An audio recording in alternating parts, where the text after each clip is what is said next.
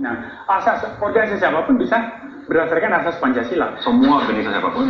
Tapi di dalam praktek implementasi mereka tidak Pancasila. Makanya saya bilang di dalam Perpu jangan hanya parameternya asas, tapi juga uji terbalik. Bagaimana implementasi tindakan organisasi? Kalau dia menggerebek kafe orang, membakar rumah ibadah orang dan sebagainya, itu nggak Pancasila, meskipun asasnya Pancasila.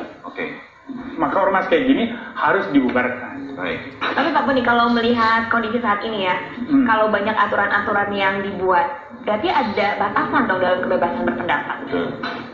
Itu memang menjadi dilema.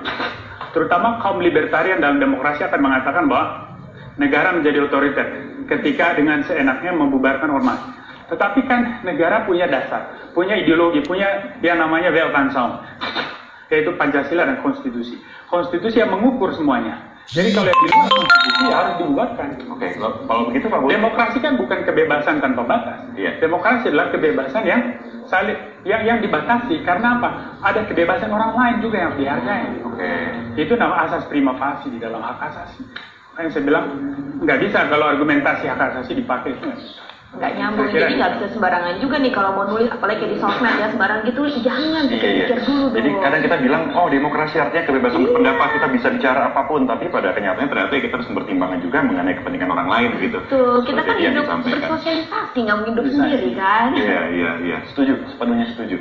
Nah Pak Boni, tapi pada prakteknya begitu, bagaimana sih caranya gitu masyarakat bisa menjadi lebih kritis dalam menilai sebuah ormas, apakah memang? Saya kira ini tergantung bagaimana negara melakukan propaganda.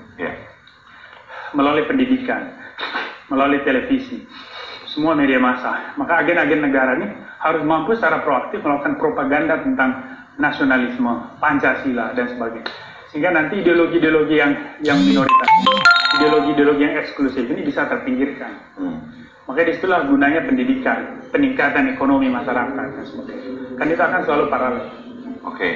Apakah ada kemungkinan sebetulnya muncul gerakan-gerakan ormas seperti ini juga karena ada rasa ketidakpuasan begitu Pak Boni terhadap keadaan yang ada? Selalu